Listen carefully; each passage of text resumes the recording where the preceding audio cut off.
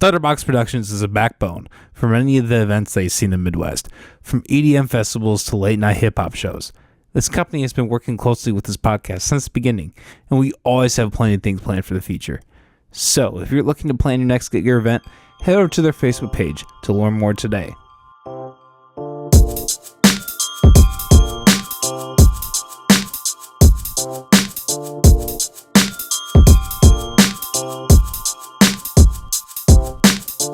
Ari Lehman, right? That's right, Cohen. It's me, Ari Lehman, rhymes with demon, the very first Jason Voorhees from Friday the 13th. And it is a thrill. It is a thrill to be on your show, Coleman McAllister. It's a thrill. Thank you for having me. Yeah, well, hey. I'm here with my band. We are on our way. We are on our way last night. As I was telling you, last night we played in Park Hills, Missouri. Tonight we're performing in St. Joseph, Missouri at Skate Bar. And then we'll be, I hope you'll be there. That's in Des Moines at Hull Avenue Tavern. Hell that's yeah. Tomorrow. Yeah. Oh, that's tomorrow? Okay. Yeah, that's tomorrow night. Tonight is Skate Bar in St. Joseph. It's tomorrow night. I'm hoping that maybe some of your viewers or listeners, if they mention this program, okay, if they mention this broadcast, Coleman, I will give them a free something. Hell yeah. Well, unfortunately, this is a free autograph something. Well, this is actually going to come out after the show premieres, unfortunately. This won't be out till Monday. Oh, well, there you go. So, that's okay. Sorry about that, but well, we'll tell them in it was an amazing show. Wow. Well, I can definitely tell them that the show last night, which was a Tuesday night in Park Hills, wow, that it was amazing. It's really great. But Hell yeah. What about you, Coleman? When is the last time you saw Friday the 13th? It's funny. I was actually just rewatching that scene, the famous scene that you're in with the boat flipping over and everything. I was just rewatching that. Yeah. Hell yeah. It's a cult. I can tell you all great anecdotes about that scene, but go on. Hell yeah. Well, I'm a huge fan of the Friday the 13th series. I've done definitely the string of marathons. And it's just, Friday the 13th really hits that nerve where it's, the series as a whole hits that nerve where it has the amount of slasherness and like horror that you want, but it also has enough campiness and comedy to kind of give you like, it's a thrill ride. You know what I mean? It's not a deep, thinky movie. It's not along the lines of, and in many ways it was a response to that because we had The Exorcist. Yeah. And we had, Rosemary's Baby and the Omen and all of those kind of movies. And that kind of, it was all about sin and retribution and hell. And then, Friday the 13th is about a bunch of scantily clad, good-looking young people running around. Somebody's killing them. We have to figure it out. In the first one, of course, it's Mama. And then, because of my entrance at the very end of the movie. Now, the crazy thing about that scene you mentioned, Coleman, that was not in the initial script. Really? Okay. We had wrapped the movie in August of 1979. I went home thinking, wow, I'm a kid that drowns in a movie. This sucks. I was kind of like, well, But Paramount Pictures said, you sent us a movie, Sean Cunningham, the director, that has an old lady who gets her head chopped off and a little boy who drowns. And we can't, it's just too dark. Give us another ending. So they created this ending and they called me up and, he said, oh, Ari, we need you to come back to the set. I'm like, but I'm dead. What am I going to do? Just lie there on the beach? And he said, no, you get your revenge. Because they had written, of course, the scene at the end when Alice, after chopping off my mother's head, Your poor for mother. some reason, decides to get in a boat. Although, of course, she does not have a paddle, as Friday the 13th aficionados will tell you. Of course, Mama chopped her paddle in half, so she doesn't have a paddle. She's up the creek without a paddle, if you will. But you think it's all over, and they added that wonderful moment. And I hasten to tell all your viewers, check out that moment. Mm-hmm. You'll notice the foliage is autumnal foliage. It is yellow and red, and it was shot in New Jersey in 1979 in October. Wow. Of 1979. Okay. That's when they called me back. So August was the wrap date, and then in order to have that famous scene, now without that scene, there's no big Jason. It would have just been a drowning child. So yeah, it could have ended. Shot in October. How do you like that? That's crazy. In rewatching that, I kind of, in thinking about that, it almost seems like that entire scene seems different from the whole rest of the movie. Just the feel of it almost feels like a trippy, like almost like a psychedelic experience. It's weird. I agree. That's great. I agree 100%. Every time I rewatch it, it's almost like, yes, a surrealistic ending that it's all out of a different film entirely. Mm-hmm. Now, when I got to the set in New Jersey for the second shoot, they handed me the script. After he told me, you get your revenge, the script said, Alice's dream. Oh boy, was I pissed off. You said I get my revenge. It says it's a dream. It's not a dream. She killed my mother. And Sean, stop. Ari, people can't survive for 11 years underwater. And I said, this is a horror movie, isn't it? And oh man, he got pretty cross. I had no place to really say any of that. But then Tom Savini, the awesome Tom Savini, wisely took me aside a bit. He put his hands on me. Come on, let's go over here. He said, stop bothering Sean, okay? if you think of it that way, Ari, and I quote, he said, and he was cool about it, mm-hmm. He was cool about it. He said, because I was the guy who was bringing weed to the set, let's face it. So he didn't want me to, leave or something. That's what was giving you all the great ideas, right? I agree. That's what put on all in my head. I said, bitch killed my mom, So he said to me, if you were a ghost in a dream, you would believe that you were real. Mm-hmm. And I said, I let that sink in. I said, no, he's real. He's real, But he said, fine. So now the funny thing is, when we went to shoot that scene, mm-hmm. Sean's real intention was to scare the bejesus out of Adrienne King, the lady in the boat, mm-hmm. the wonderful actress who played Alice Hardy, mm-hmm. the girl who's the survivor who chops off my mom's head.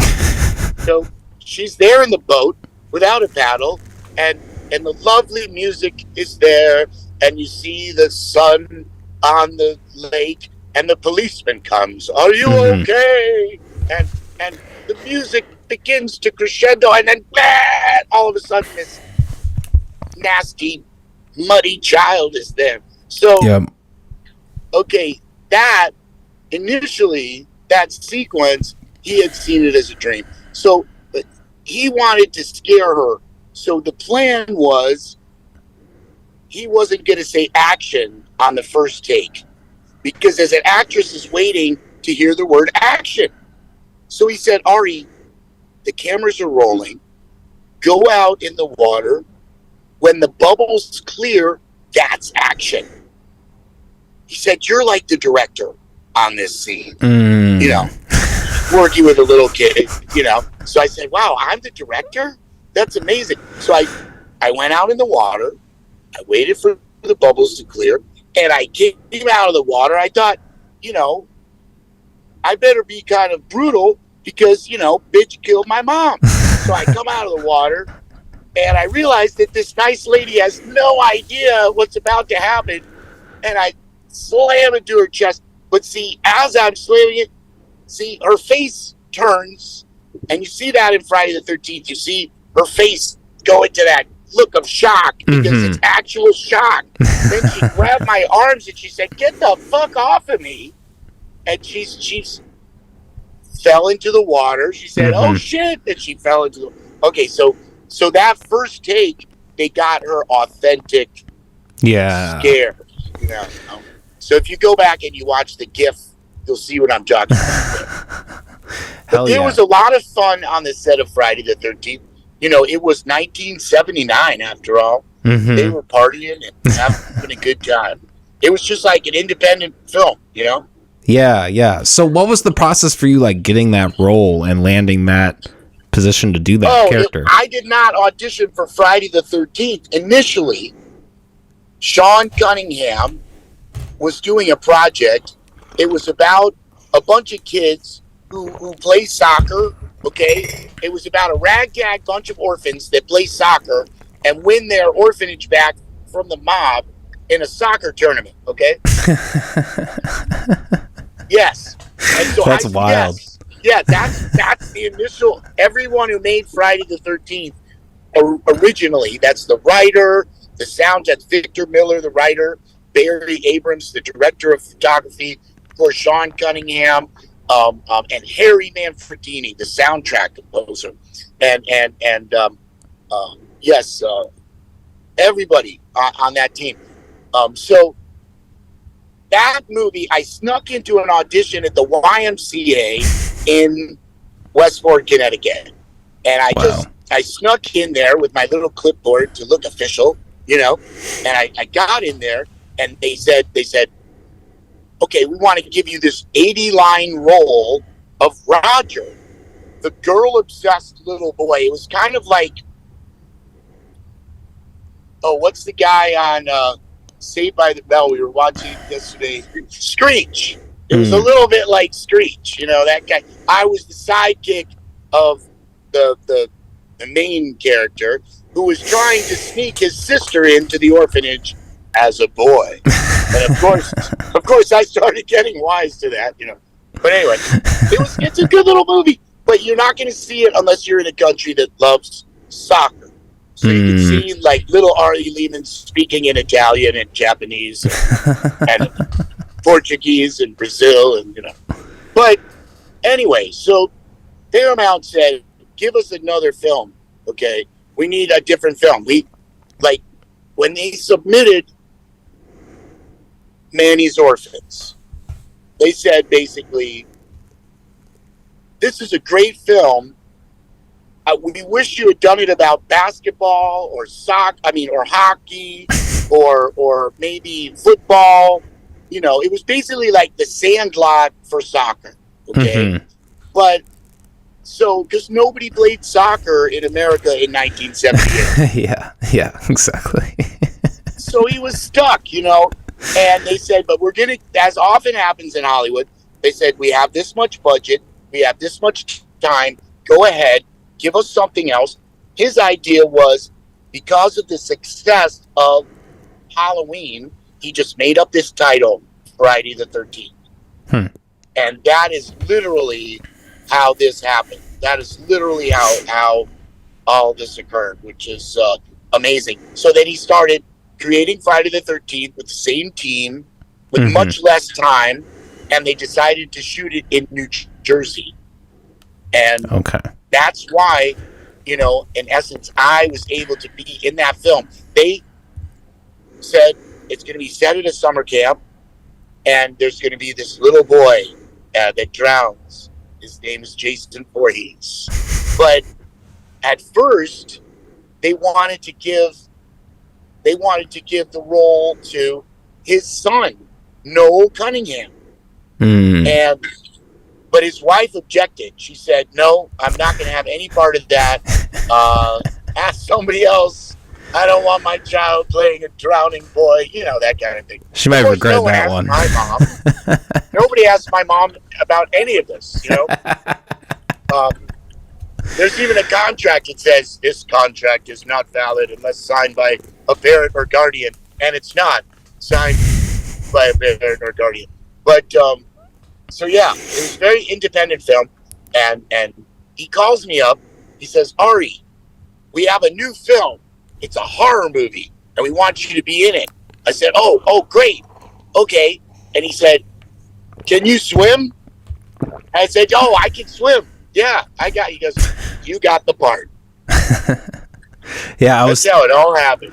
I was thinking that probably had to be a pretty integral part for the hiring process, because I mean, like, safety wise, you would be worried about like kids like having to be underwater and be like, all right, get everybody set up, action. No, there was, it's not that they didn't care. I mean, they wanted to make sure. Sure, yeah, but it's different than it was. In all honesty, the water where I was shot was not deep at all. Yeah, they have her in the middle there, but where I'm standing, that's why I was able to jettison myself up. And when I did the little drowning, when I did the drowning sequence, there's a funny story there because when I was a little boy, Jaws was the big hit. Okay, and we lived in Connecticut near the beach, so I would always try to scare my parents by going out in the water while they were at the beach and pretending that the sharks are eating me, and I would put my foot. We would do this whole little joke, like with our foot, like, oh, that's the dorsal fin, and then you'd look around and then you'd go underwater and writhe around. We had, that was our game, Jaws. So eventually, when I got to the set of Friday the 13th for that first take, I thought it would be funny if I just did the Jaws thing, right? And so I did that. I did the Jaws thing, and at the end, my foot, I went like that with my foot, like, oh, I'm drowning, I'm going down. And they used that take, okay? Like, I thought, oh my God, everyone's gonna see this, that I'm joking around, but if you watch the scene, okay? If you watch the scene, oh shit, are you there? Sorry. Yeah. If you watch the scene, I need to the charger. You will see if you watch the scene, that my foot, like, watch the scene where little Jason is drowning and Mama Voorhees is saying, he was my only son, and today is his birthday. He wasn't a very good swimmer. And then you'll see my foot goes down. Like, the last thing is my foot. I was so afraid that Sean Cunningham would call me up. You ruined my movie with your little joke. But no, they put it in the movie. I guess it worked. I don't know. Yeah, they overlooked it. So going back to watch for my foot in this. Yeah, I'll have to go back because I only watched the end, rewatched the end, so I'll have to go back. I'll have to go back and watch the whole thing. It's a good movie. Oh yeah, that scene is towards the end.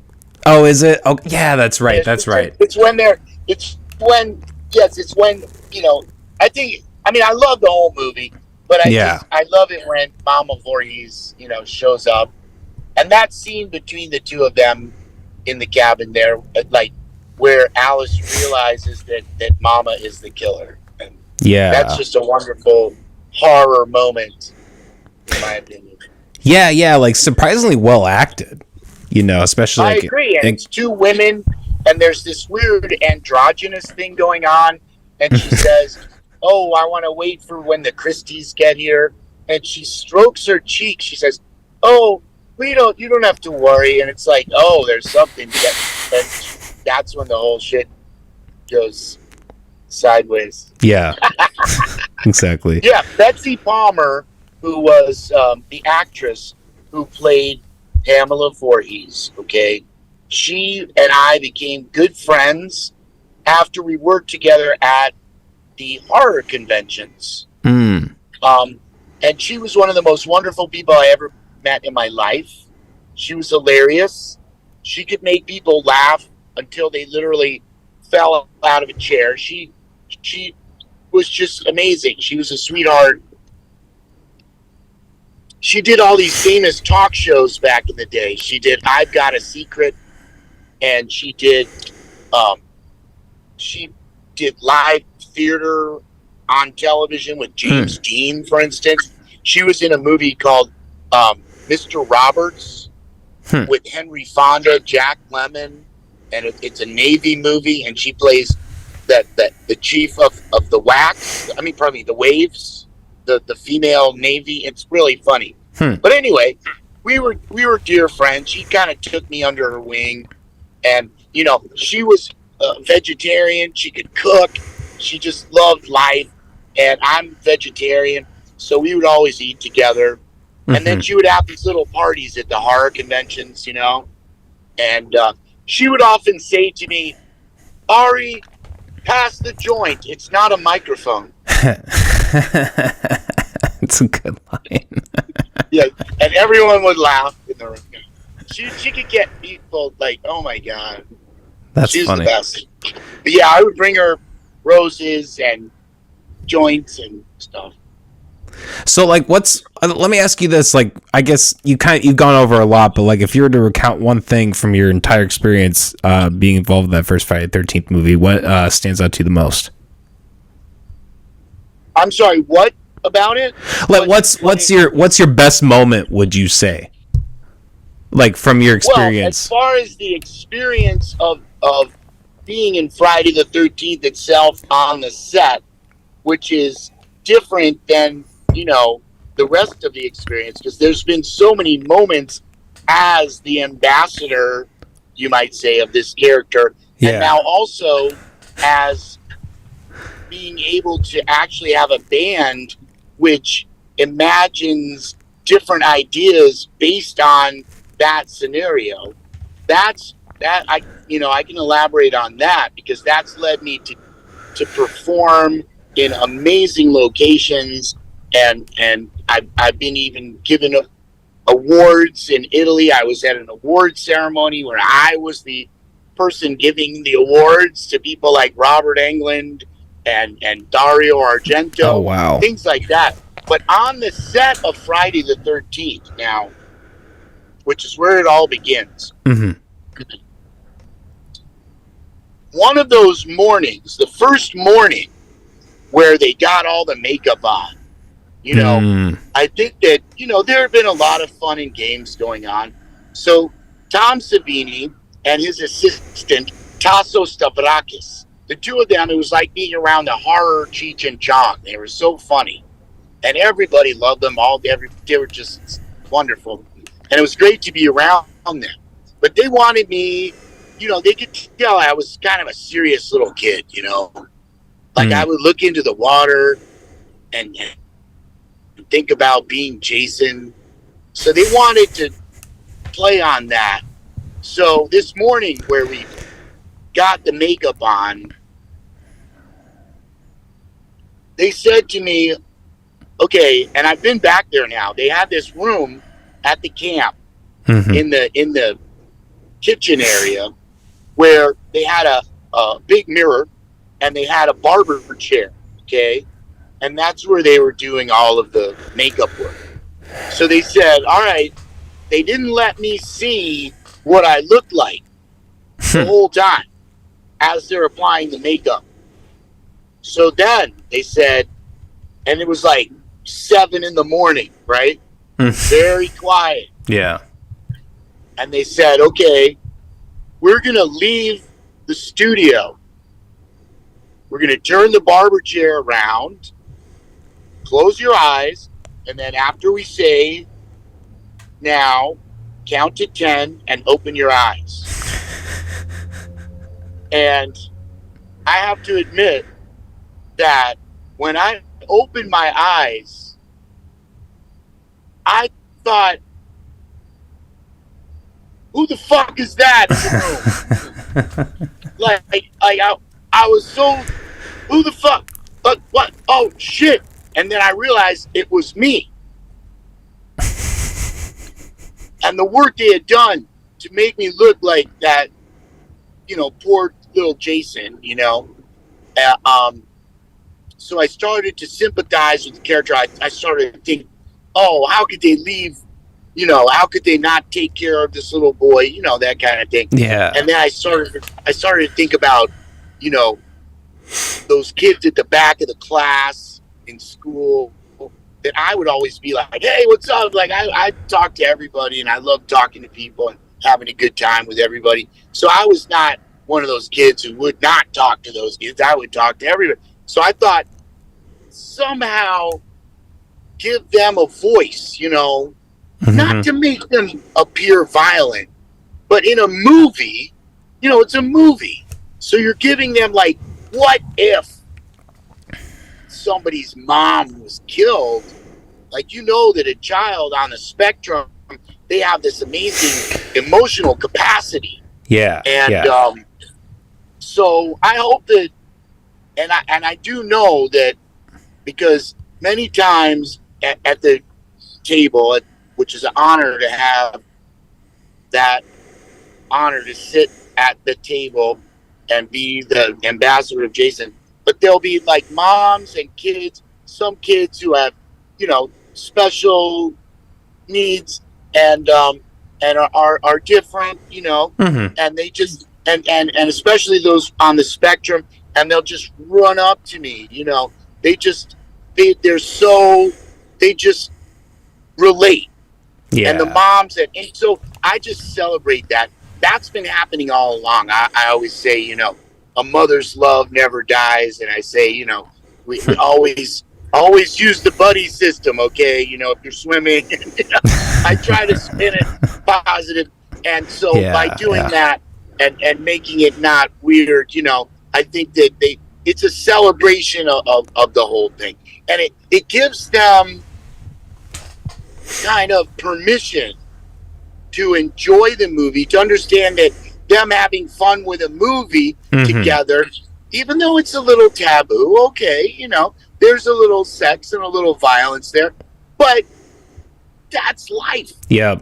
And if they can kind of have fun with it, and of course, there's always the members of the family who like horror, and then there's the ones who don't, and I get a lot of those, and they'll say, oh, this one doesn't like it, but that's what it's all about. It's a team, a family. It's got to have different members, so that now I get this thing where you have it's like the uncle or the dad, and there's or the 10-year-old, and they love Jason, and they bond over Jason. And I'm like, have you watched Friday the 13th? They're like, no, but I love Jason. I don't like that Michael. Michael's so mean. And they, I've had little girls say that when the monsters come in their dreams, they call Jason and he scares them away. So, it's yeah. So now we can shift over and talk about my main gig, which is where I am now. I was going to ask you about that. Yeah. We could talk about my band, First Jason. Yeah, so... And yes, why don't you get into that? Say how grateful I am.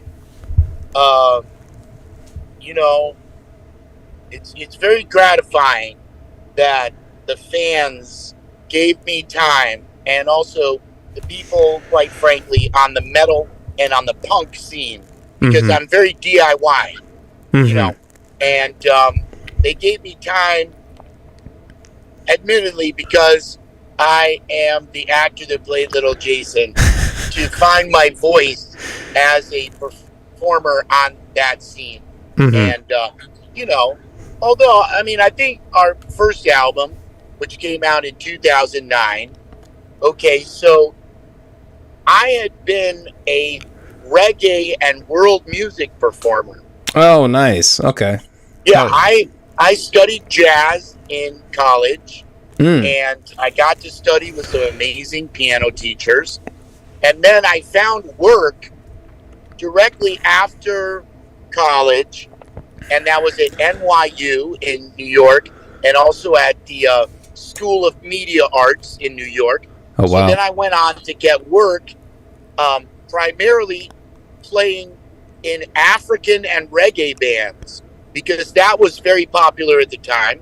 And very often they would have issues with the visas. So they would bring over most of the band, and they might need a keyboard player to help them find the other band members and stuff like that, and to act as a liaison and to just be, so I was kind of like the American guy in a Nigerian band for almost 10 years.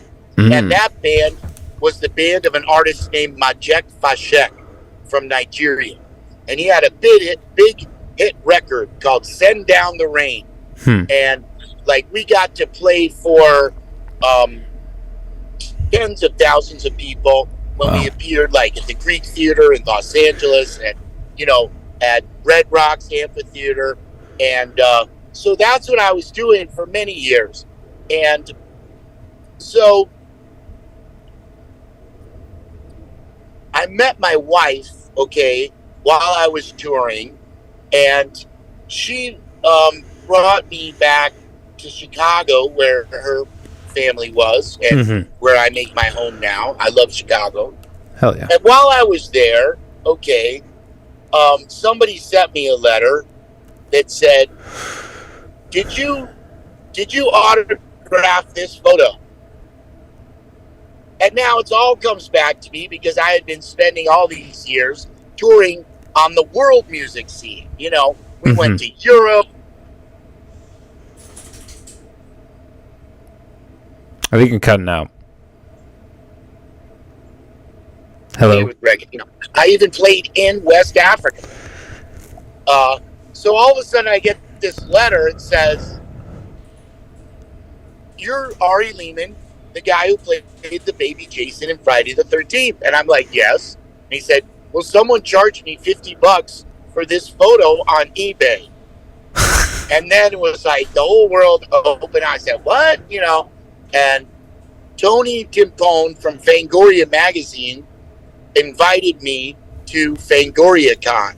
So that's where I met Betsy Palmer, and I got to meet Kane Hodder, who played Jason 7 through 10, and I got to see Tom Savini again. But also, I was there with CDs of my reggae band, and which was cool.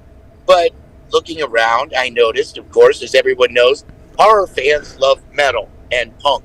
And punk and metal, like every punk and metalhead is a horror fan. So I decided to, not try to reinvent the wheel and create this band, First Jason. And see, now I play a guitar, but I play it in a heavy metal style. I go through a distortion box, and it's, it's like guitar style. And so that's one of the aspects of First Jason that makes us a little different. I'm the evil wizard of guitar. So I play like box toccata at every show, do that showstopper shit. But I hasten to add that I have a great guitar player, Eddie Machete, who's also a shredder, and a great drummer who's called Bass Amp, who's also a master of comedy, and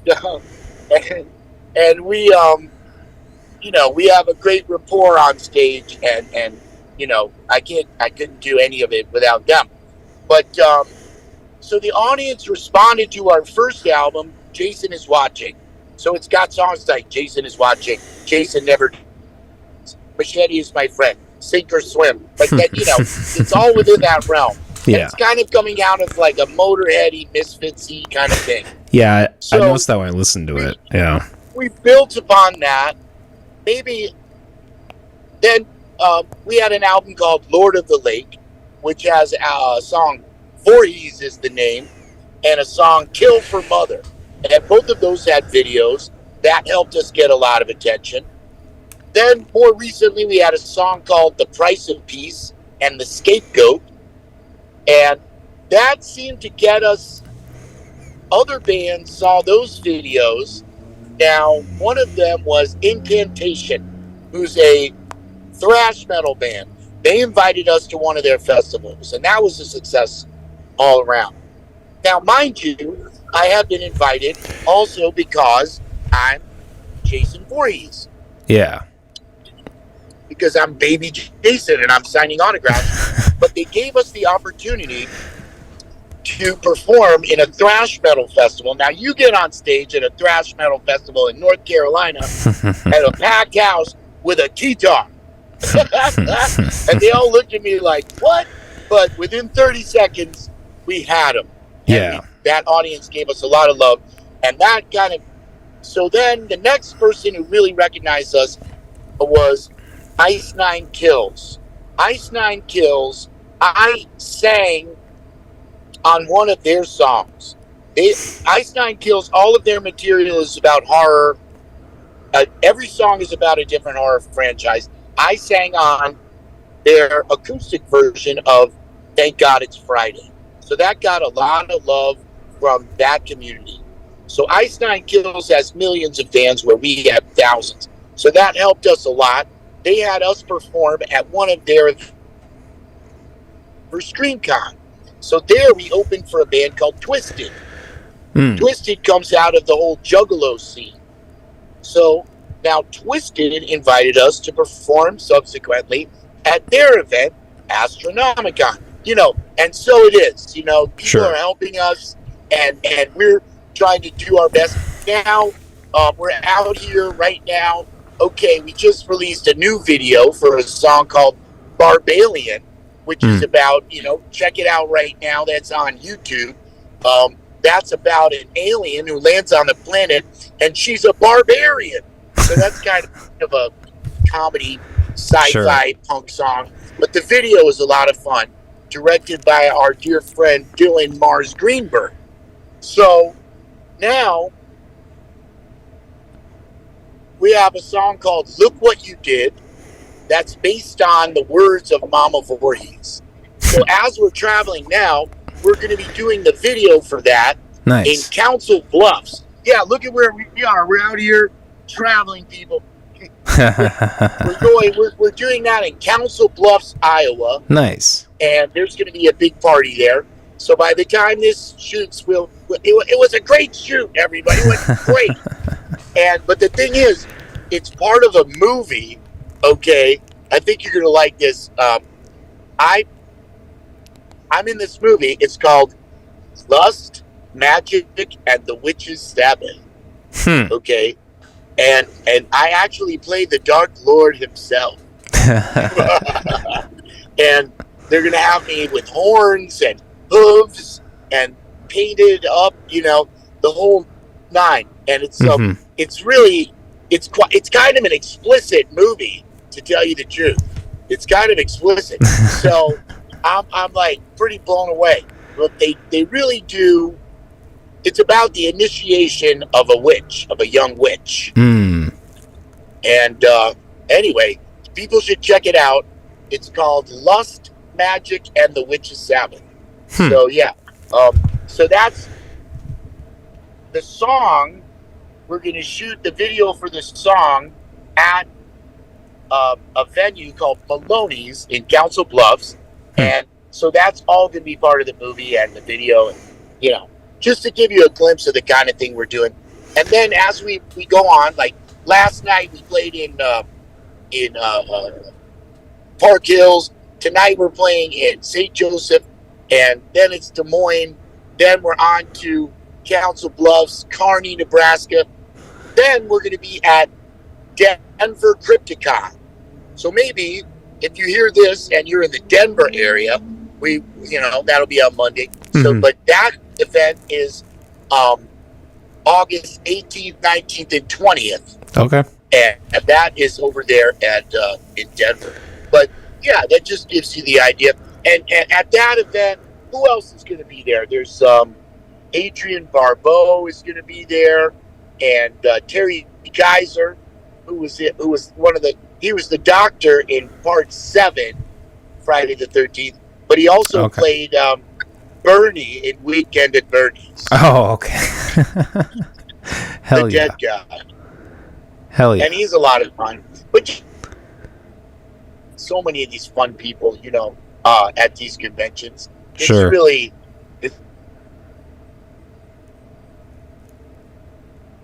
Hello? Like, we were in Manchester, England, okay? Mm-hmm. We got to play for 3,000 people, man. And Tim Capella was there, the saxophone player and Corey Taylor was there. Oh, wow. From Slipknot. Yep. And so, bit by bit, we're getting those bigger audiences. Like, we played in Ocala in Florida, and that was a great night. But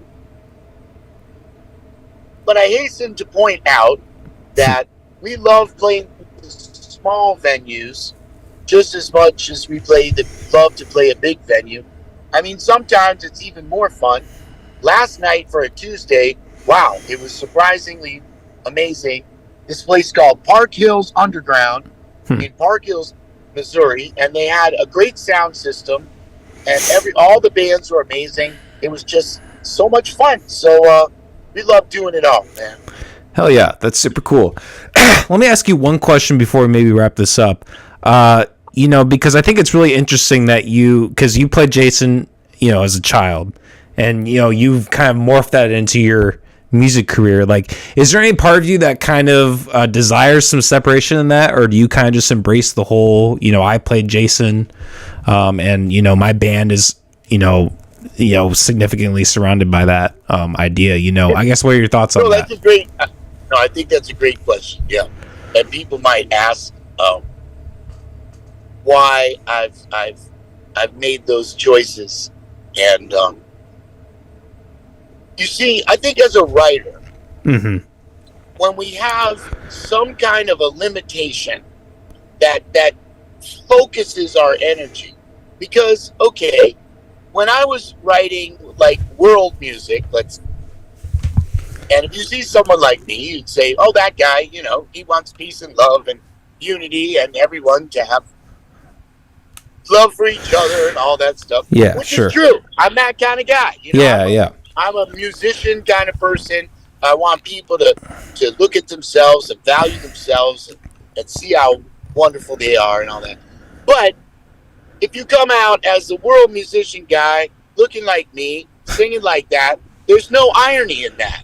Yeah, there's no drama in that. It's like, yeah, okay. But now, if you look at some of my songs, mm-hmm. All kneel, I speak in steel. This is the seventh seal I wield on battlefield. My wrath will be revealed. Look at the lyrics, and my fans, who I'm so honored to have, sing these lyrics back so they understand where I'm coming from. I'm trying to take the character of Jason and to universalize that experience. Okay, because it's something that's already universal. It's an icon. It's part of American mythology. Mm-hmm. But as always, we can take any mythological figure, like you've seen them done, like in the Marvel universe, and you can take and invest all sorts of meaning. And there's so much meaning, especially in the little boy Jason, because you've got the little boy who's reborn in the lake. Hello, there's a lot there. Yeah, if you're coming from mythological standpoint, the green plant muck and the rebirth of life. Yeah, it's in the water, and then it's about death too. It's about this death, and then it's about the mama and the afterlife. Mom is coming through the afterlife, and of course, when we get to Big Jason, Big presents death itself. You don't see Jason and live. It's not like Michael Myers, okay? Michael Myers with his psychiatrist, and mom in the suburbs. It's not like that. This is a force of nature. Yeah. You're dead. Yeah. Jason's there, you're dead. It's not, you can't put Jason on a psychiatrist's couch, okay? So I love, and see how. So I love that. I embraced that at age 14, and I continue to embrace it. I think that every actor or or anything you're doing, you could look for that depth in it. You could look for that underlying story, that backstory that gives you more than just, the surface of what you're doing. Like anything you're doing, you could really invest it with meaning. And I think that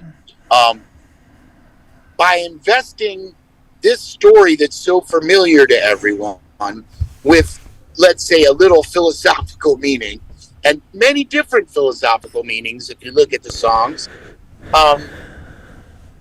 perhaps I'm opening a door for every person out there to do that in their life too, to look at everything you do, no matter what it is you do, and see that there's more to it than that, because there's no way for me not to realize that when I sit at the table and people come up to me and they say all these things, that it's quite frankly,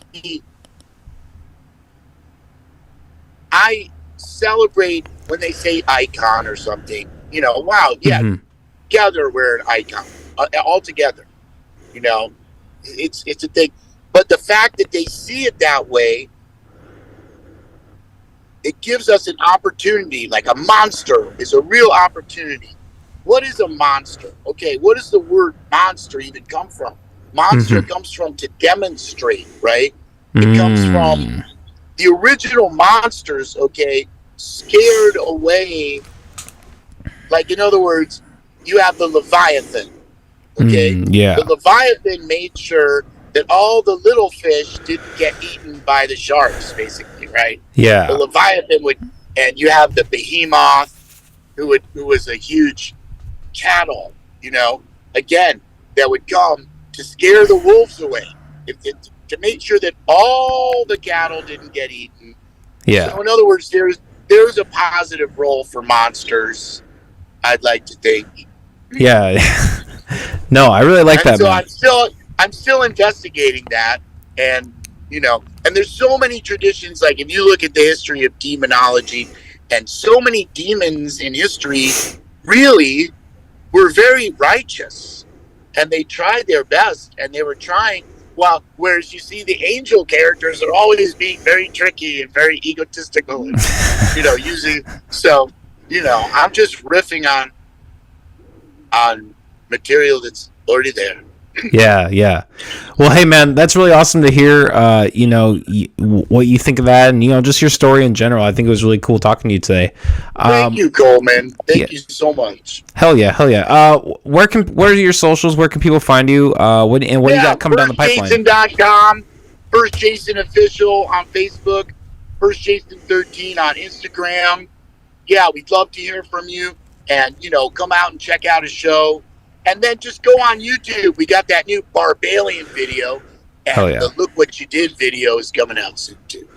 Hell yeah. I was looking at your videos before we started, too, and you got some good stuff, man. All right. Hey, pleasure to have you on. Thank you, Goldman. And good luck tonight at your show and your weekend and with all the shows and all that. And keep in touch, man. Thank you. Stay good. Jason never died.